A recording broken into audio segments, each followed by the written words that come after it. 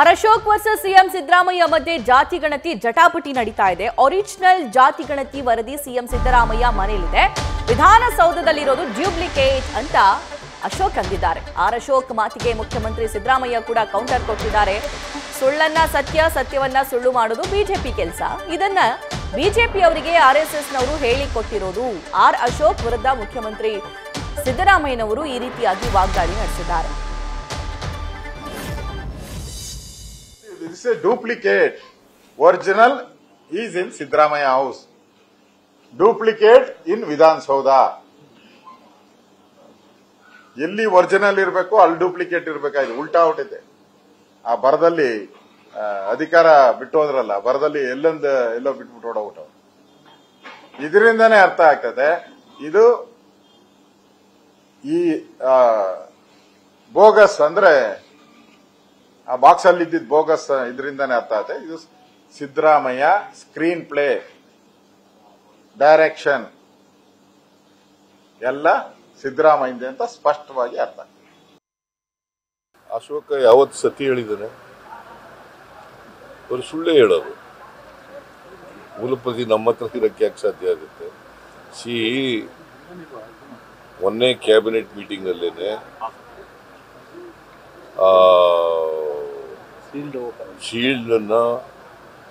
Shield ಕವರ್ನಲ್ಲಿ ಇತ್ತು. ಅದನ್ನು open ಮಾಡಿದ್ದು ಎಲ್ಲರಿಗೆ ಕ್ಯಾಬಿನೆಟ್ ಗೊತ್ತೇ ಇಲ್ಲ.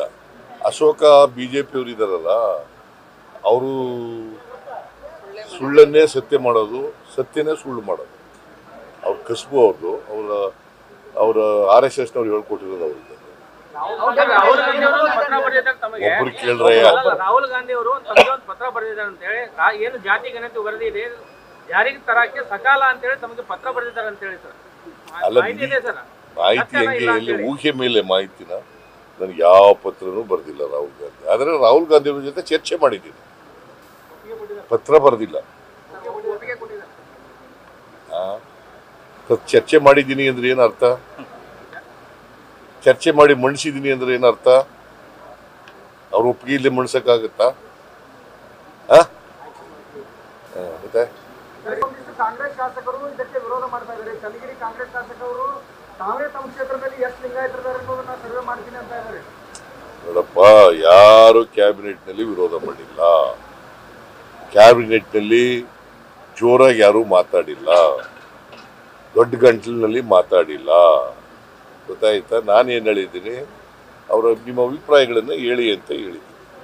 ಅವ್ರ ಅಭಿಪ್ರಾಯಗಳು ಕೊಟ್ಟ ಮೇಲೆ ವಿಲ್ ಟೇಕ್ ಎ ಡಿಸಿಷನ್. ಮೊನ್ನೆ ಕ್ಯಾಬಿನೆಟ್ನಲ್ಲಿ ಏನು ಡಿಸಿಷನ್ ಆಗಿಲ್ಲ. ಅವ್ರ ಅಭಿಪ್ರಾಯಗಳನ್ನೆಲ್ಲ ಓದ್ಕೊಂಡು ಬಂದು ಅಭಿಪ್ರಾಯ ಕೊಡಿ ಅಂತ ಹೇಳಿದ್ದೀನಿ. ಅವ್ರ ಅಭಿಪ್ರಾಯ ಕೊಟ್ಟ ಮೇಲೆ will discuss again in the cabinet and will take A decision.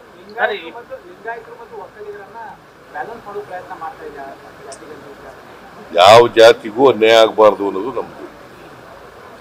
ಲಿಂಗಾಯತರಿಗೂ ಅನ್ಯಾಯ ಆಗಬಾರ್ದು, ಬ್ರಾಹ್ಮಣರಿಗೂ ಅನ್ಯಾಯ ಆಗಬಾರ್ದು, ಒಕ್ಕಲಿಗರಿಗೂ ಅನ್ಯಾಯ ಆಗಬಾರ್ದು, ಜೈನರಿಗೂ ಅನ್ಯಾಯ ಆಗಬಾರ್ದು, ಯಾವ ಜಾತಿಗೂ ಅನ್ಯಾಯ ಆಗಬಾರ್ದು. ಇದು socio economic and educational survey. News first, ನಿರ್ಭೀತಿಯಿಂದ ನಿಮ್ಮ ಪರವಾಗಿ.